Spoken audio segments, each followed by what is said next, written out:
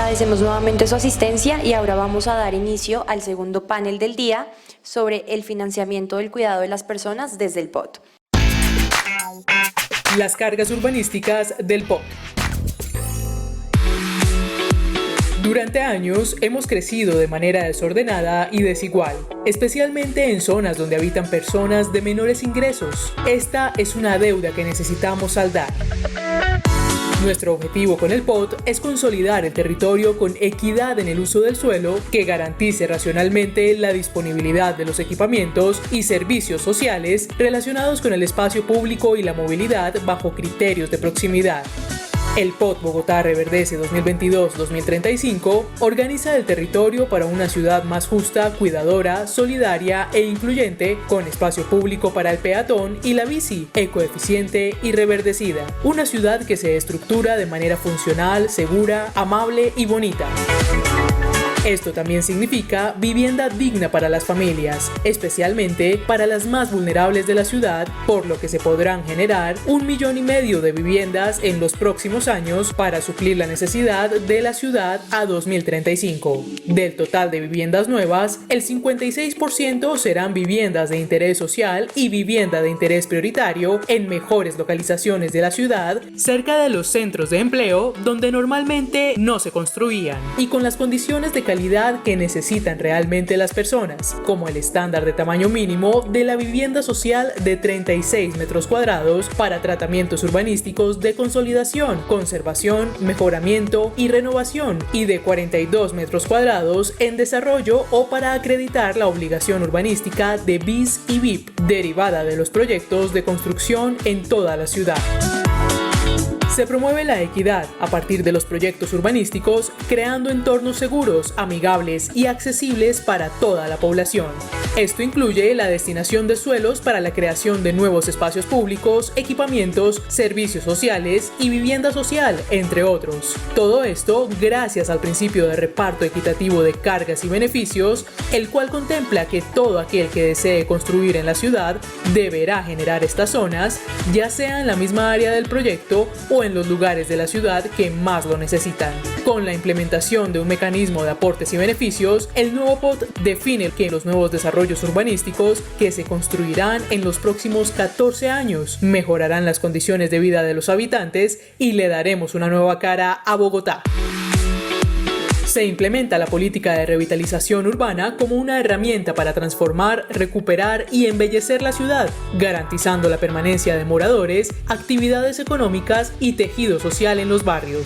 La implementación de la política de revitalización urbana está prevista para zonas específicas de la ciudad. Los proyectos se llevarán a cabo en sectores estratégicos para el desarrollo, como las zonas aledañas al aeropuerto o las zonas industriales de Puente Aranda, Fontibón y el sur de la ciudad, así como en áreas donde se adelantarán grandes apuestas en materia de movilidad, como las líneas del metro, los cables aéreos y Regiotram.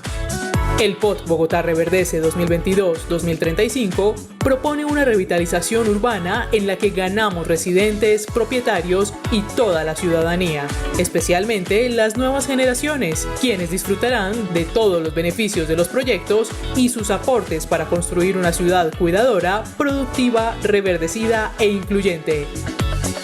Esta será la Bogotá que merecemos.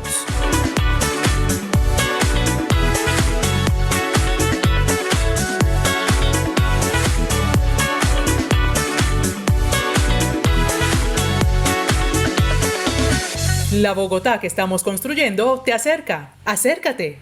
Un gusto estar aquí con ustedes y que podamos desarrollar este panel que trata uno de los aspectos más importantes en términos de ordenamiento territorial, y tenemos una gran cantidad de objetivos, metas a largo, corto, mediano plazo, pero siempre hay un gran cuestionamiento en términos de ordenamiento, y pero ¿cómo hacemos cómo lo financiamos, cómo lo gestionamos? O sea, pueden ser muchos los propósitos, muchos las metas que tenemos a largo plazo, pero ¿cómo hacemos para gestionar y para financiar esto? Y por eso este panel habla de la financiación además con un enfoque de cuidado, que es además uno de los focos que trae nuestro plan de ordenamiento territorial. Y en este rato pues vamos a conversar sobre eso, sobre la financiación de los soportes urbanos, del desarrollo territorial y particularmente de uno de los instrumentos que no solamente en nuestro POT, sino en general es uno de los instrumentos de financiación por excelencia que se utilizan en el marco del ordenamiento territorial, que son las cargas a las obligaciones urbanísticas. Esto no es un tema nuevo, nuestra misma ley 388 faculta a los municipios para poder crear este tipo de instrumentos y que a través de esos instrumentos podamos financiar el desarrollo territorial. Y para esto, en este tiempo que tenemos, pues tenemos dos invitados muy especiales, expertos en este tema, en temas de financiamiento de las ciudades, que son Alex y Santiago. Muy bienvenidos, gracias por aceptar este llamado a este conversatorio. Santiago tiene una experiencia amplia en temas de economía urbana, actualmente es consultor sobre temas de economía urbana, ha estado en el sector privado, en el sector público, entonces va a nutrir esta discusión de manera muy interesante y muy concreta. Y Alex, que ha estado también desde el sector público y privado, también trabajando en estos temas con una amplia experiencia, ahorita es el director de la Maestría de Economía Urbana de la Sergio Arboleda, y desde el aspecto académico también puede darnos unos aportes bastante importantes sobre este tema. Entonces, este es el contexto general. Más allá de si esto es un instrumento deseable, no deseable, si tiene que existir o no existir, porque de per se ya sabemos que pues, son instrumentos de financiación y la necesidad de contar con mecanismos que nos permitan generar esos soportes que necesita la ciudad es un hecho. Entonces, lo que queremos plantear en la discusión y en el diálogo, y es una pregunta que le hago a estos dos expertos para que, digamos, entremos en esta discusión, es si este tipo de instrumentos como lo son las cargas urbanísticas, las obligaciones que se derivan precisamente cuando pensamos en ordenamiento, ¿quién las tiene que asumir?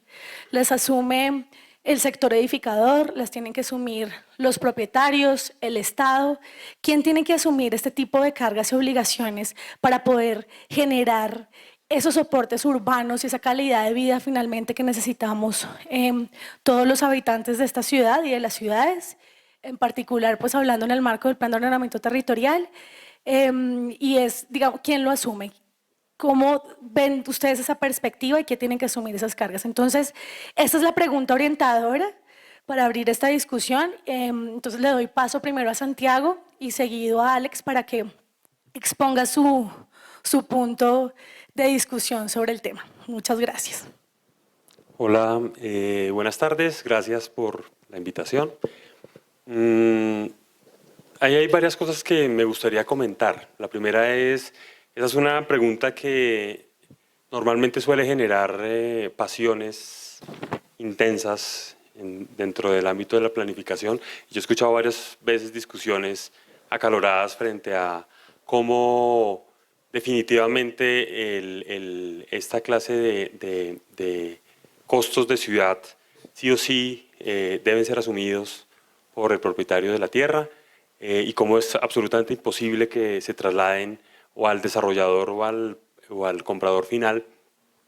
Es importante porque detrás de esa pregunta lo que hay es, digamos, una aproximación hacia cuál es el efecto de las cargas mismas, ¿no? En función de quién las asume, el siguiente paso en el análisis es qué implicaciones tienen. Y por supuesto, el qué implicaciones tienen es algo que es sustancial de los procesos de ordenamiento territorial, garantizar que el resultado sea el deseable. Entonces, digamos que me gustaría como comentar dos cosas. Es una discusión que no debería darse, digamos, como en términos etéreos, porque la verdad es que esto que está en el ambiente de discusión permanente pues se concreta en unos mercados, ¿sí? Y entonces la respuesta de cómo o quién lo asume, pues la respuesta sería depende de los mercados de los que estemos hablando. Si bien en principio la discusión académica y digamos, más académica, lo que plantea es que esta clase de instrumentos aplicados lo que hacen es orientarse específicamente al propietario de la tierra de manera que tengan una condición de neutralidad ¿no? Es decir, es el propietario de la tierra quien lo asume, de esa forma no afecta al desarrollador y por lo tanto no afecta al comprador final. Esa es como la premisa principal, el punto de partida de la discusión. Pero la verdad es que si eso sucede o no depende de unas condiciones del mercado. Cuando estamos hablando de quién asume la carga, por supuesto nos estamos refiriendo a lo que sucede con el mercado del suelo, ¿cierto? Oferta y demanda de suelo. Pero detrás de lo que sucede con el mercado de suelo, oferta y demanda de suelo, hay un mercado asociado que podríamos denominar el mercado del sector real, por llamarlo de alguna manera, es decir, los hogares que compran vivienda, las oficinas que buscan un espacio para la renta, los comercios que esperan localizarse en algún lugar. Entonces hay otro mercado inmobiliario, ¿cierto? Oferta y demanda de unidades de construcción, de metros cuadrados, ¿sí? Lo que sucede con el mercado del suelo está estrechamente relacionado con lo que suceda con el mercado, con el otro mercado, el de las construcciones, ¿sí? Eso hay que tenerlo presente porque puede tener algunas implicaciones y ya me devuelvo allí. Lo segundo es, el mercado, cuando estamos hablando del mercado de suelo y del mercado de unidades de construcción, hay un ámbito espacial del mercado del que estamos hablando, ¿sí? Entonces, cuando nos ponemos en contexto de una región metropolitana como esta, ¿sí? Hay que tener presente que el mercado no es solamente Bogotá, mejor dicho, la división o la clasificación administrativa no determina el límite de un mercado, ¿sí? Aquí estamos hablando de que el mercado de vivienda es un mercado regional. Lo que sucede en Bogotá está estrechamente relacionado con lo que sucede en Chía o a la inversa, o sumando la región como un todo, está estrechamente relacionado con lo que sucede con Bogotá. Entonces, el ámbito espacial del mercado importa. Y eso, ¿por qué pongo de presente esas dos situaciones? Porque hay dos palabras que creo yo van a ser determinantes para saber quién va a asumir finalmente la carga. La primera se llama escasez relativa y la segunda se llama sustituibilidad, ¿sí? El mercado de suelo es un mercado por condición imperfecto.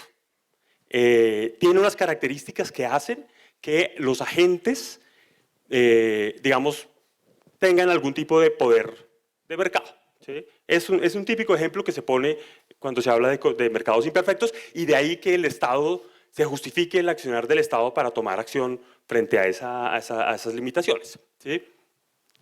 Cuando ese contexto de imperfección del mercado se da en un entorno de amplia escasez relativa, ¿y eso qué quiere decir? Mucha demanda, poca oferta, ¿cierto? O en todo caso mayor demanda que oferta. Lo que va a suceder es que el poder de mercado de algunos de los actores pues se potencializa.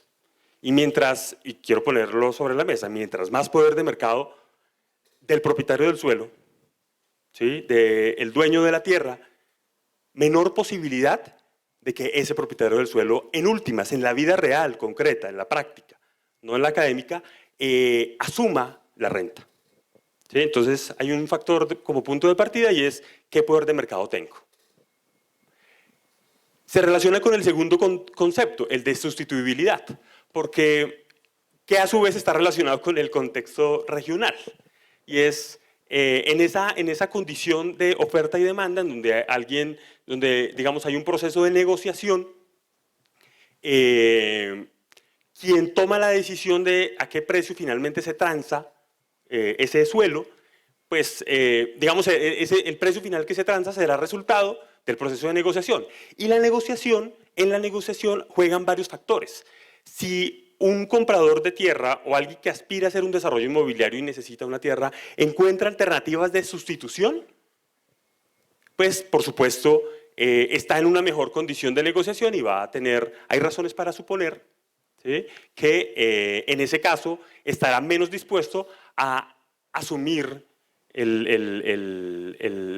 valor de la carga. Entonces, ya como para concluir ahí, lo que quiero decir es, si bien el punto de partida académico habla de esa neutralidad en torno a la aplicación de este tipo de instrumentos, lo que yo creo y he visto es que definitivamente en la práctica el resultado podrá ser mixto, ¿sí? En la práctica podrá ser mixto.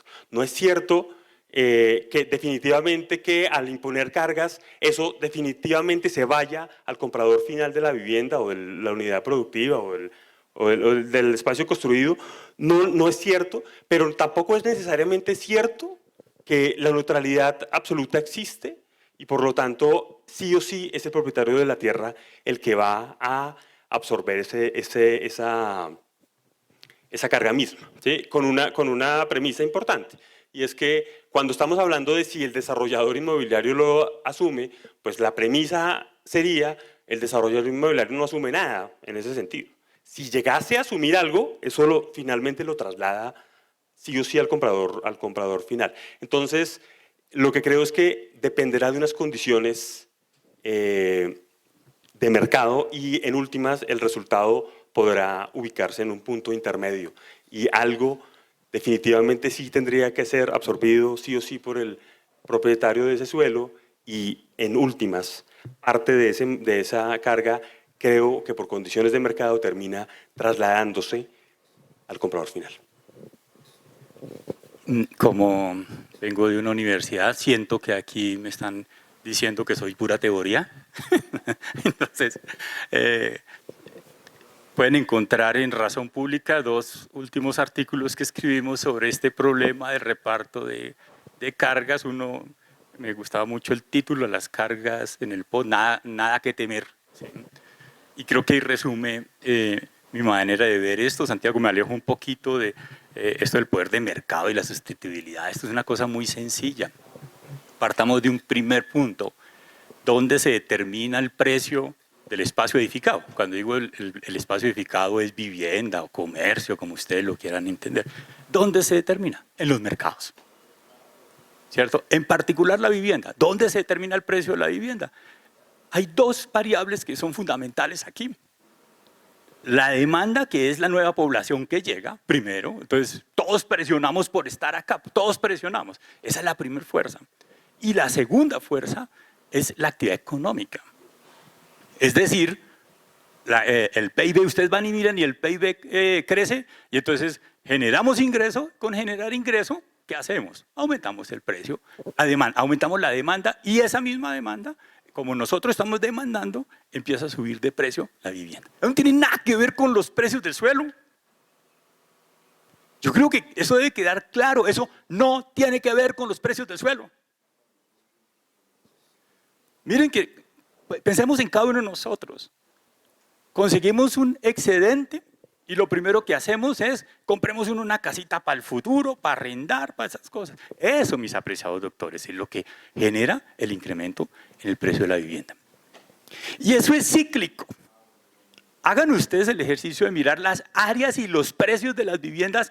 Yo lo hice, cuando quieran, en la maestría en economía urbana tenemos toda la información, se los muestro para que vean lo cíclico. Bajan los precios de la vivienda, aumentan las áreas y ese tipo de cosas.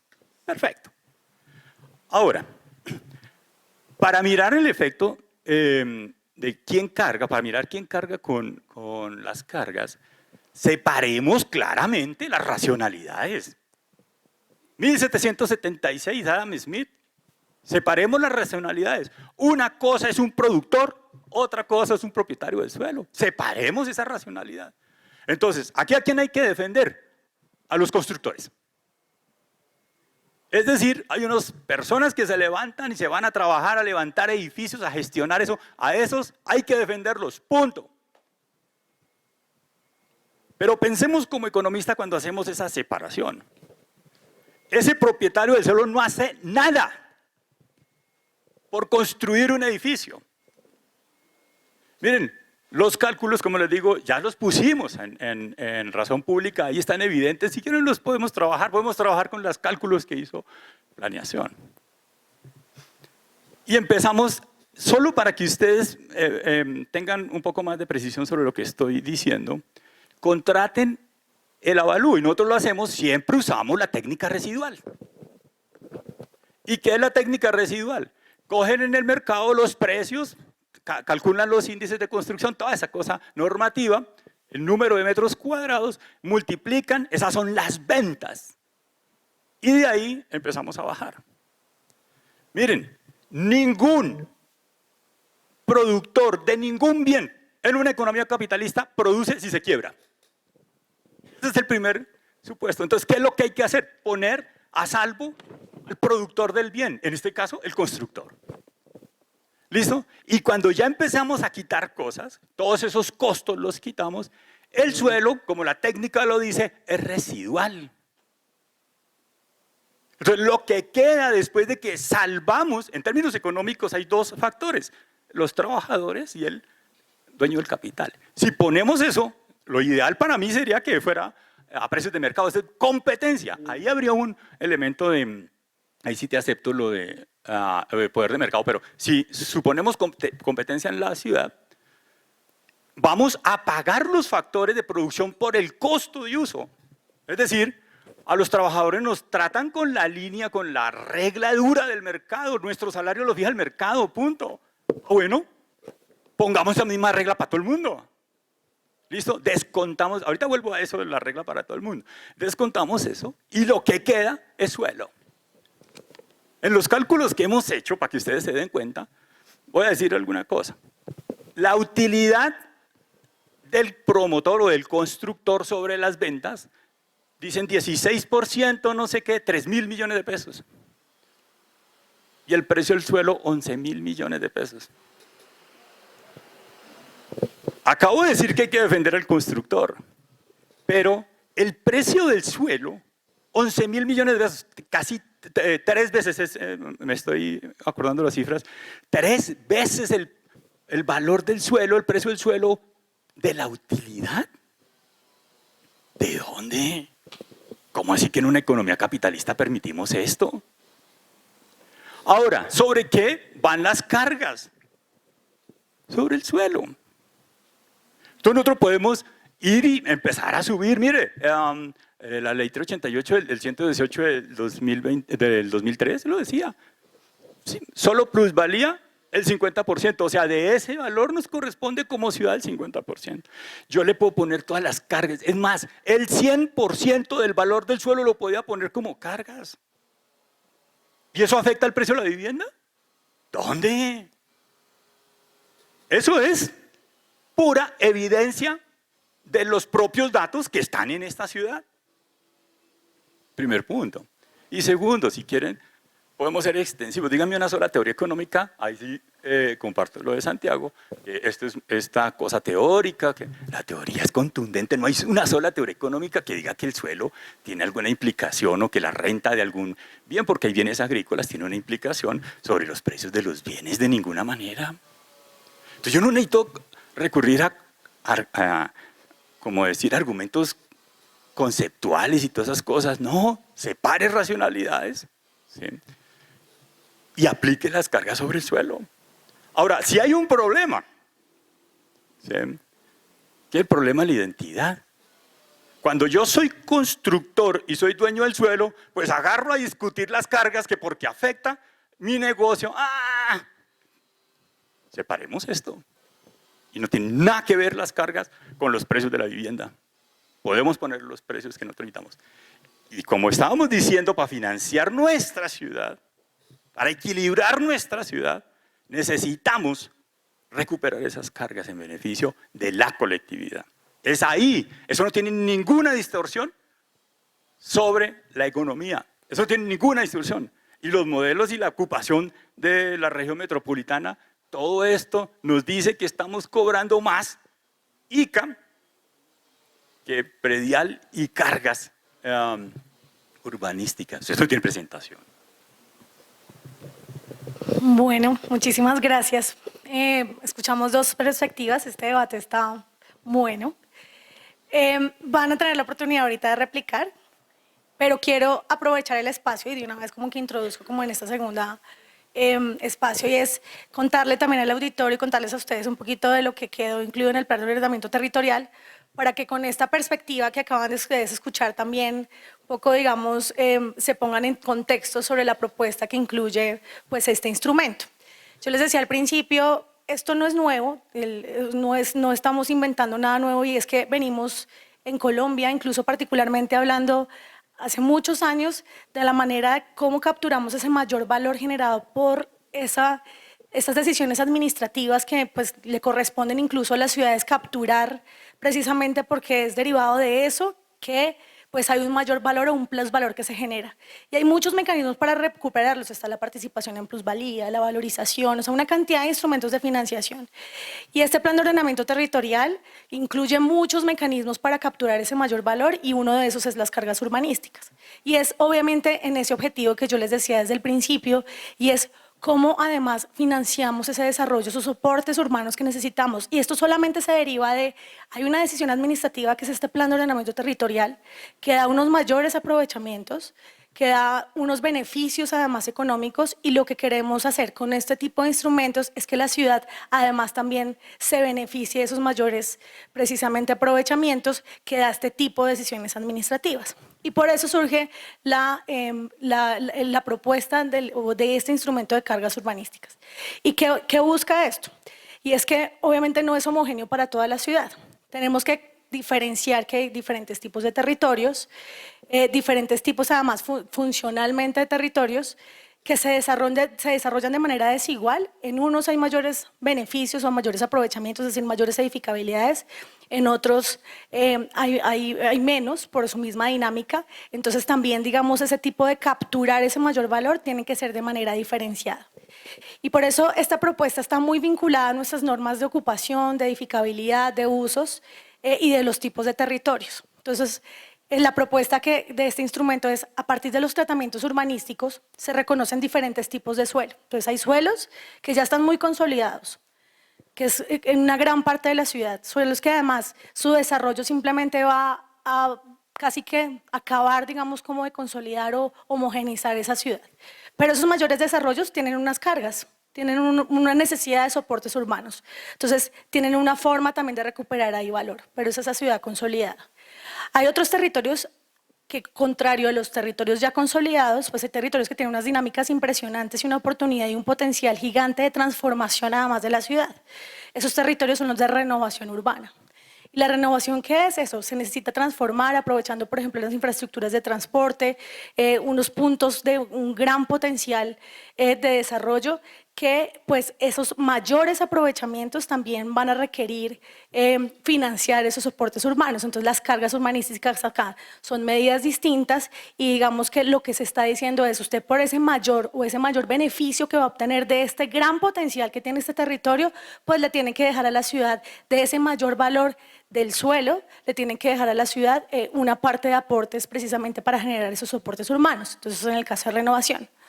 También es distinto en esos territorios que incluso son urbanizables, no urbanizados, que les hemos llamado de desarrollo, que tienen otra dinámica y que necesitan precisamente esos soportes urbanísticos para poderse desarrollar, pero que va a tener un aprovechamiento económico importante y ahí vamos a capturar ese mayor valor.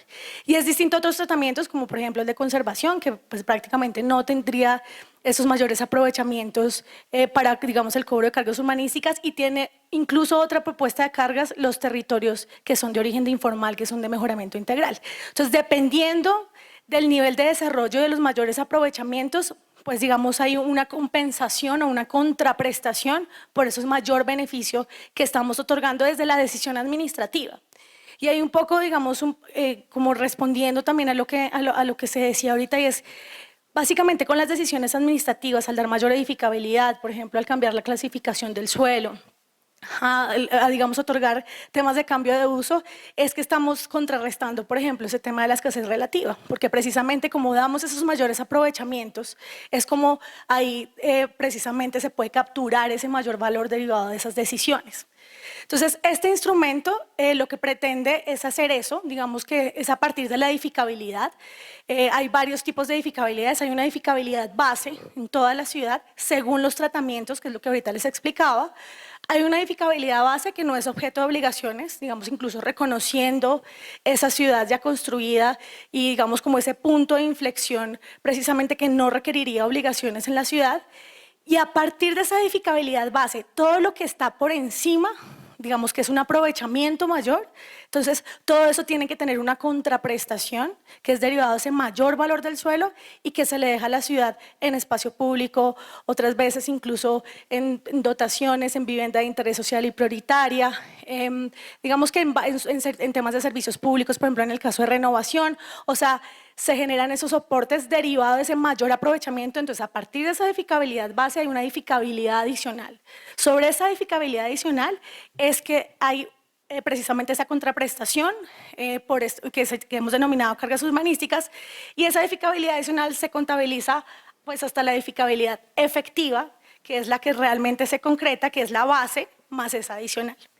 Y obviamente, de acuerdo con este tipo de tratamientos que les decía ahorita de estos territorios, pues hay una edificabilidad máxima, también según los desarrollos. Entonces, en consolidación son edificabilidades más bajas, en renovación son edificabilidades altas, porque pues hay un potencial de desarrollo importante. Entonces, según estos tipos de suelos, la edificabilidad base, la edificabilidad adicional y la máxima pues son distintas. Pero aquí lo importante es que esa contraprestación, digamos que se solicita es precisamente para esa edificabilidad adicional y ese aprovechamiento adicional, esos beneficios adicionales. Y eso es lo que trae la propuesta del Plan de Ordenamiento Territorial con este instrumento de financiación en específico, y es que hay un principio general, y es que todos los suelos de la ciudad que tengan estos mayores aprovechamientos deben dar una contraprestación para la ciudad, y esa contraprestación es derivado precisamente de esta dinámica del suelo que genera unos mayores valores por esas decisiones que hemos tomado con el Plan de Ordenamiento Territorial, y que queremos que, pues, digamos, esto está en beneficio para generar los soportes urbanos que se necesitan para esos objetivos, además de largo plazo, que nos hemos impuesto en el Plan de Ordenamiento Territorial. Y digamos que esto hace parte también de una gama de estrategias totalmente integrales, y es que la financiación, hay una estrategia de financiación, no solamente es un tema de cargas urbanísticas, hay muchos otros instrumentos, muchas estrategias de financiación, de gestión, que tienen que ir totalmente pues articuladas para precisamente poder hacer que se concrete ese modelo de ocupación territorial que hemos planteado en toda la parte normativa, en la parte de los principios, de las políticas, que digamos incluso hoy a lo largo y seguramente estos días del desarrollo de este escenario pues se van a poner sobre la mesa. Entonces, este es un instrumento específico, quería contarles sobre eso y sobre la base de esta propuesta que les he contado y que implica el Plan de Ordenamiento Territorial, pues darles la palabra nuevamente, un poco pues con la misma reflexión, digamos, sobre quién asumiría esto, sobre además las implicaciones, un poco lo que ustedes, pues como para agregar a la discusión inicial, como sobre las implicaciones que puede tener este instrumento, tanto positivas como negativas, como en las expectativas que podría generarse. Entonces, les doy nuevamente la palabra. Gracias. Bueno, varios comentarios. El primero, yo hacía referencia a ese tema de la academia y la vida real, no para intentar referirme a la academia como algo negativo, sino todo lo contrario. Quería hacer énfasis, en todo caso, que yo creo que hay unos elementos del mercado que a veces se nos quedan por fuera, de la vida real, quiero decir, de lo que se vive de manera cotidiana, que se nos quedan por fuera de las discusiones, y ese era como mi planteamiento. Es decir, ojo, porque aquí hay unos elementos que creo, estoy convencido, que comienzan a jugar en esta discusión, ¿sí? Y que hacen que la cosa sea más compleja, ¿sí? En términos personales, ni más faltaba siempre respeto profundo y admiración. Pero, entonces, a donde iba era a lo siguiente, ¿sí? Y es precisamente el mercado de la construcción, el mercado inmobiliario opera de formas complejas. No es tan evidente ni tan simple la operación en últimas. Usted lo decía hace un momento, Alex, cuando yo tengo unos actores, por ejemplo, que son propietarios y desarrolladores, ¿cierto? Ese es un ejemplo. Pero yo les quiero poner otro, que no necesariamente es tan obvio, ¿sí? Y es que puede que no sea el propietario de la tierra, pero hoy el mercado y el negocio inmobiliario en todo caso se soporta o se sustenta en parte en la captura de ese plusvalor. Lo que quiero decir es, un desarrollador inmobiliario puede oponerse a una carga, no necesariamente porque sea el propietario, ojo, digo puede, ¿no? Esto no es una regla, pero no necesariamente porque sea el propietario de la tierra, pero sí porque está convencido, y además lo hace, está en condiciones de que el negocio en el cual está trabajando parte de lo que está buscando sea no solamente el pago por la actividad literal de la construcción, ¿sí? sino que tiene... Pues que capture una renta no quiere decir que... Por eso, pero lo que digo es, en últimas, lo que digo es, la forma en la que operan los actores aquí hace que se vuelva complejo y por lo tanto separar de manera absoluta y radical las diferentes actores y racionalidades se vuelve difícil. Cuando yo hablo, por ejemplo, de la sustituibilidad, hay una cosa que me parece, pues, digamos, como evidente, y es, partamos de una premisa también, y es el desarrollo inmobiliario no tiene una base que se amplíe de manera generalizable en el corto plazo. Yo no abro la puerta y creo 100 nuevos constructores grandes en una ciudad. Eso no sucede. Son los mismos que tienen capacidad de expansión o no, pero digamos que en últimas son los que operan el mercado y ellos toman decisiones leyendo su negocio y toman la decisión de en una ciudad dedicarse a un segmento del mercado o de cambiar de ciudad. ¿Sí? Y a eso me refiero con el concepto de sustituibilidad. Lo decían hace un momento y está claro que el mercado se mueve de manera, oscila, cambia. No solamente es que sube o baja, sino que sube o baja de un segmento del mercado porque se va a otro segmento del mercado o sube o baja en otra parte de la ciudad o en otras ciudades del país. Eso ya lo hemos vivido. Eso ya lo hemos vivido. Entonces, lo que yo sí creo es que precisamente en el ámbito de la discusión, creo que que hace falta, o nos ha hecho falta todavía, incorporar algunos elementos adicionales, ¿sí? Que no necesariamente, por supuesto, se corresponden con la teoría, ¿sí? Ahí creo que hay trabajo por hacer, ¿sí? Que no necesariamente se corresponden con la teoría, pero que en la práctica operan. Y por lo tanto yo sí creo, lo que concluí hace un momento, ahora yo no he dicho que las cargas de CEPOT se vayan a ir de hecho yo no me he referido de manera particular al caso bogotano, pero ante la reflexión, claro que es importante abrir la puerta a entender que la respuesta no es absoluta y contundente. Y solamente una cosa pequeñita.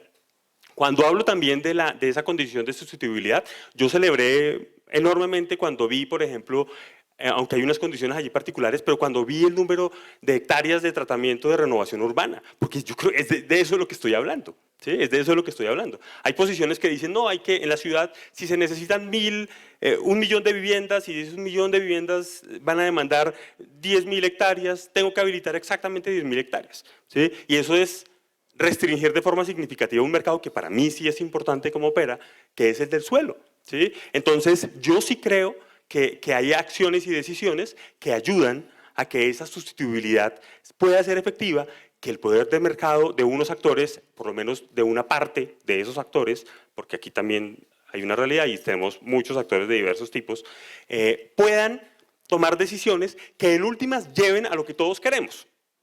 Y es que la aplicación de la carga urbanística, que sí o sí tiene que existir, y que también celebro, por supuesto, que la ciudad esté superando ese rezago, ese problema enorme que tuvimos durante 15 años, y es que tuvimos norma generosa y no teníamos instrumentos de captura, ¿no?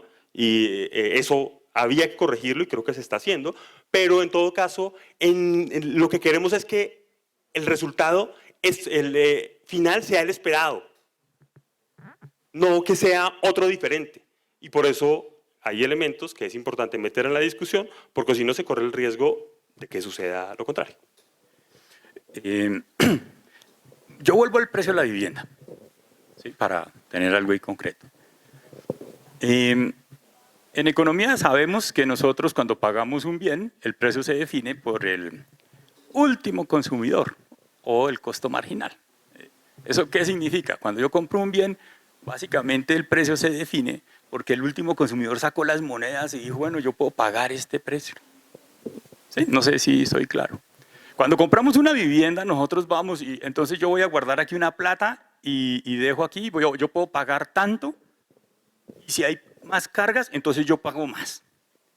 No. Los constructores, los que venden esos proyectos, ponen el máximo precio de mercado. Es decir, que yo como consumidor tengo que pagar lo que yo más puedo, mejor dicho, saco las últimas monedas y pago ese bien. De esa manera se fijan los precios en la economía. Entonces piensen en que no, planeación de manera diabólica le subió a las cargas y entonces eso se tradujo al precio de la vivienda. ¿Qué pasa? Los precios de las viviendas suben. Pero es que habíamos partido que el precio de la vivienda está en un techo en donde eso es acero reforzado, concreto, como ustedes lo digan. Ese es el precio que el mercado demanda, el máximo. Luego, cuando le subamos porque los constructores dicen, no, es que las cargas me hicieron subir el precio y entonces va a ser costosa la vivienda. No, señores. ¿Por qué? No la van a vender. No la van a vender. Yo tengo ejemplos trabajé en planeación un poco de tiempo y tenía a cargo el equipo de plusvalías y venían unos constructores de vivienda de interés social y me llevaron y me mostraron todos los proyectos tan lindos y todo eso. Alex, no me cobre la plusvalía. Me están vendiendo este lote, no quiero decir nombres, estos agentes, pero no me cobre la plusvalía porque no puedo vender estos proyectos. Le dije, es que usted no la tiene que pagar. La tiene que pagar el propietario del suelo. Y usted sabe que si usted la deja que, mejor dicho, le paga el valor del suelo que ese señor dice, usted se va a quebrar, usted es el responsable de eso. No puede subirle al precio porque sabe que no va a vender. Como no puede subirle al precio, eso no hay ninguna dificultad aquí en que no, que es que eso es muy oscuro. No, señores, no lo van a vender. Ahora, entonces llega un constructor hoy y dice, no, yo tengo mi mercado en Bogotá y entonces ahora no vendo en Bogotá porque no, aquí estos de planeación me dañaron el negocio, entonces yo me voy. ¿Para dónde se va? Es que la aglomeración está aquí. Olvídese. Ay, no, es que me voy a vender vivienda, no sé. Pueden decir a la Sabana. En la Sabana los precios están de la misma magnitud. ¿Han visto? Echen una mirada a las revistas y van a encontrar en Tocancipá apartamentos de 54 metros cuadrados. Oiga, pero uno supone que porque está aquí y entonces, no, estos de planeación le subieron, entonces los precios están carísimos. Y Tocancipá y Zipaquirá y todos esos municipios donde el precio de la vivienda está tan alto, ¿sí? Y allá no tienen esas cargas, allá han urbanizado y no han cobrado las cargas que necesita el desarrollo urbano. Entonces, no, yo me separo un poco de lo de Santiago y digo, aquí no hay nada oscuro. Esto es más o menos sencillo, cogemos los datos, vuelvo y les digo, cogimos los datos de los planes parciales en Bogotá y encontramos una cosa muy sencilla. Entonces, sí, están cobrando cargas, pero es una cosa de, yo le aumento el aprovechamiento para que usted me dé cargas. Es algo así como, yo le doy dinero para que usted me pague impuestos. Tiene presentación. El ejercicio, miren el ejercicio que tienen en donde está la recuperación. Hay un subsidio por materiales en términos de vivienda de interés social. Y la devolución del IVA por eso es las cargas, es más o menos el monto de las cargas. Entonces, ¿qué hacemos? Bastante gracia. No sé si soy claro. O sea, yo soy fundamentalista, cuantitativa, teórica, y después obviamente la evidencia empírica nos dice que eso, las cargas no afectan los precios de las viviendas, las podemos cobrar. ¿Puedo decir una cosita pequeñita más? Mejor. Una pequeñita, y es, de nuevo la cosa se complejiza un poco más cuando, si uno lo piensa como si los precios los piensa como un continuo, uno diría, claro, es decir, en efecto, la idea de el precio, ya se está cobrando el precio máximo, así que la decisión no es me quiebro o no me quiebro, esa no es la decisión que está sobre la mesa. No, porque lo decía hace un momento, y es, primero, en la vivienda no funciona de esa manera lineal, el precio de la vivienda no funciona de esa manera lineal, funciona por segmentos. Y sí, los mercados cambian de segmento, y la oferta se va hacia un segmento o se va hacia el otro. Y por supuesto no es solamente una decisión de los mismos metros cuadrados, cambia el tipo de producto, el negocio completo puede cambiar. Pero eso complejiza, eso no se necesita para complejizar esto aquí. Entonces, lo que creo es que la decisión no es me quiebro o no me quiebro, la decisión es a qué segmento del mercado atiendo, y lo otro, que yo también insistiría, aunque pues claramente no vamos a estar de acuerdo, la decisión de producir en un ámbito espacial diferente, lo decía hace un momento, esta región es un único mercado, así opera. Es que no me aguanto la conversación anterior sobre lo urbano, lo regional, lo rural. Yo decía, ups, ¿dónde está Juana? Yo decía, no puede ser. Hablando de la ruralidad y de la informalidad sin evidencia. O sea, todas estas presiones del mercado, ¿qué están haciendo? Sacando el propio mercado. Las áreas informales que se están o que se venían incorporando en la ciudad han bajado. La ocupación de las zonas informales se han densificado, pero se han densificado más las otras zonas formales de la ciudad. Y la informalidad está en las zonas metropolitanas. Entonces, pensar en la ruralidad y esas cosas, sin pensar en los precios de las viviendas y las presiones que ejerce eso sobre las zonas rurales y los sistemas naturales, eso hay que discutirlo seriamente. Lo digo es porque todo esto, échenle una mirada, es que a la propia revista La Guía Donde Vivir, todas esas, ahora es Bogotá y sus alrededores, es que esto es una economía ya regionalizada, hace mucho tiempo es regionalizada. Los precios de las viviendas están homogenizados. Perdón. Sí, no, de acuerdo. Esto también ya es una reflexión, no solamente Bogotá, sino es Bogotá y su región. Y creo que digamos que esas son de las reflexiones que tenemos que dar precisamente para organizar y mirar cómo cumplimos nuestros objetivos. Ya tenemos que cerrar la discusión bastante interesante, de verdad. Yo nuevamente les agradezco mucho exponer aquí estos puntos de vista, digamos, sin duda, desde los hacedores de la política pública y los que tenemos que estar al frente precisamente de mirar la aplicación de este tipo de instrumentos, de ejercer precisamente además la ejecución y el seguimiento, pues son puntos de vista y reflexiones que tenemos que tener en cuenta. Este es el instrumento, como bien ahorita también lo decían ustedes, es uno de los instrumentos que pretende capturar ese mayor valor derivado del desarrollo urbano, de los aprovechamientos que estamos dando. Este plan de ordenamiento territorial se está planteando muchos desafíos en temas de espacio público, de servicios públicos, de generar esos equilibrios territoriales, de generación de suelo para vivienda de interés social y prioritario. Son muchos de los desafíos que pretende de precisamente cortar con esos déficits históricos y con las nuevas demandas que tenemos y que necesariamente tenemos que buscar estos métodos de financiación como este instrumento.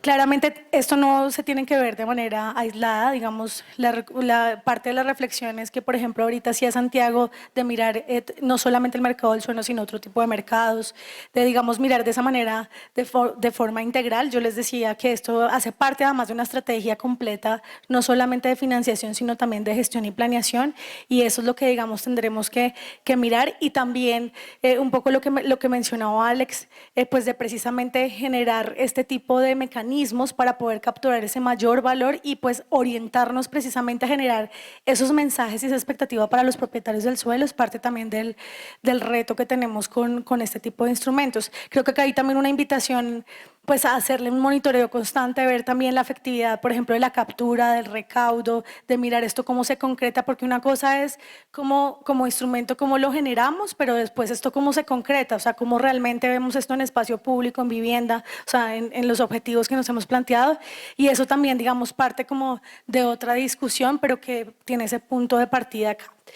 Entonces, bueno, esta es una discusión que pues puede seguir de largo, o sea, podemos tener otros elementos, revisar incluso ya los datos en concretos, mirar los casos específicos según el tipo de tratamiento. Bueno, hay bastante desarrollo aquí por ver, y este también es como un abrebocas pues para que todo el auditorio también siga en esta discusión y este tipo de reflexiones pues que son reflexiones de ciudad y que en el marco de este plan de ordenamiento territorial pues se plantea para desarrollar desarrollo pues, de estos próximos 14 años. Entonces, les agradezco mucho nuevamente el tiempo, el espacio, el exponer acá los puntos de vista y gracias a todos pues, por escucharnos y por estar en este escenario.